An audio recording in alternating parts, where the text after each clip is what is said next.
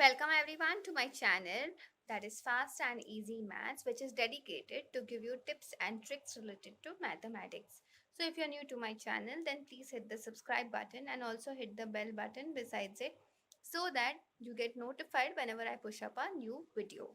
So students, today we are going to discuss or rather solve tricky quant questions. Okay, these questions are tricky looking and not very easy to find unless you know the trick, and these questions are generally asked in quantitative analysis section of all these entrances such as CAT, SAT, GMAT, GRE, ACT, etc. Okay. Also students, I would like to remind all of you all that at the end of this video I'm going to put up a question whose answer you will mention in the comment section below. I'll read your answers and let you know whether they are right or wrong, and in case you're wrong, then don't worry, I will mention the solution to it as well in the comment section. So for the first one, what is sum of all integers such as minus 37 less than x less than equal to 35? Okay, so basically you need to find the sum of all the numbers lying in this range. The only problem, or rather the only mistake most of my students made in this kind of a question was that they took minus 37 into consideration. True, no, you don't have to, because there is no equal to sign over here. So you need to start with minus 36 and plus minus 35 minus 34 minus 33, go on up to 33, 34 plus 34 plus 35. Correct. Why plus 35 also? Because there is an equal to sign with 35.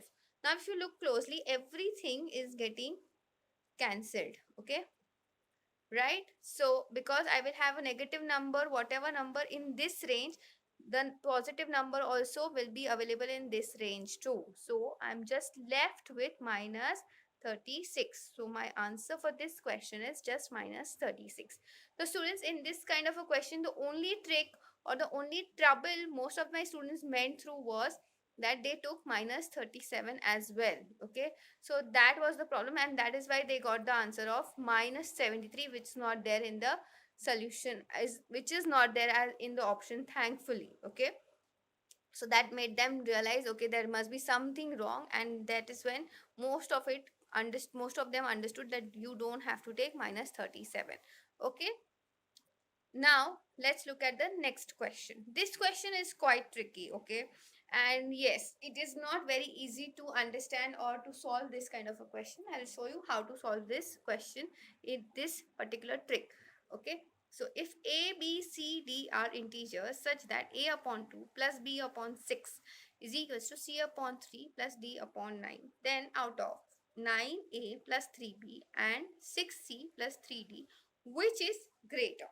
Okay, so now the options are like, one is that both are equal, the other is obviously 9a plus 3d is equal or rather greater, 6c plus 3d is greater, or it is not possible to find. Okay, now here there is an equal to sign, so basically you need to find the values of a and b as well as c and d such that the value become equal. Okay, or rather the fractions on either side of these equations become equal. So here what you should do is you will take a is equals to 2, b is equals to 6, c is equals to 3, and d is equals to 9. Why like that? Because when you take a is equals to 2, so you have 2 upon 2, plus b as 6, so you have 6 upon 6, plus c as 3, so you have, which is equals to 3 upon 3, plus d as 9, so 9 upon 9. Can I say this is nothing but 1 plus 1 is equals to 2? Here also I'm getting 1 plus 1, which is equals to 2. So can I say my equal to, or rather equality of the fractions on either sides have been maintained? Okay, now taking these values and putting it on both of these statements. So 9a is nothing but what? 9 into 2 plus 3 into 6. So 9 into 2 is 18 plus 18. So that gets you 36. Okay, now 6c. So 6 into 3 plus 3 into 9, right? So that is 18 plus 27. So that is how much? 45, correct? So can I say that this particular equation is greater than this? So my answer is 6c plus 3d. Okay. Students, if you like the way I'm explaining, then please hit the like button, because that gives me tremendous amount of encouragement in making these kind of videos. Okay. Also students, those of you who are new to my channel, I would like to tell you all that I make two kinds of videos every week. On Mondays I push up a video which solve these kind of questions which are found difficult by many of my students. Okay, so I make a point that I club all these questions in one video and I push a video on the same. In this video I show all of you all the trick to solve these kind of questions which are generally asked in most of these entrances. Okay, and on Thursdays I push up a video on which is based on completely concepts of mathematics. Okay, or you want certain tricks with which you will be able to remember these concepts of mathematics. So if you have any particular topic or you want any concept to be cleared, then please mention so in the comment section. I will try to make a video of that as soon as possible. Okay, so now let's talk about the next question. So what percent of 15 is 15% of 1? Okay, so here we will say let x be the percent of 15. So x percent, right? So we'll write it by 100. Of 15 means multiplied by 50. Is means equal to 15%, matlab 15 upon 100 of means 1, correct? Multiplied and 1 is written over here.